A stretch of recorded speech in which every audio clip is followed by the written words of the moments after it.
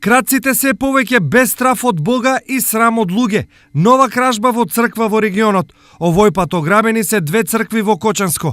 Во двата случаја, во црквата е влезено како што не личи, без почит и со сила, односно со кршење на надворешната врата. Најпрво, вака е влезена во црквата Свети Наум во селото Чифлик, од каде се украдени 2000 денари и еден прстен од бело злато, оставени за здравје и среќа. На идентичен начин е влезено и во црквата Света Недела во Облешево, од каде се украдени 10.000 денари. Од почетокот на годината до сега, полицијата регистрирала 5 кражби во цркви во источниот регион, 3 во Кочанско и по една во Македонска Каменица и Свети Николе. При што од истите се одземени околу 153.000 денари.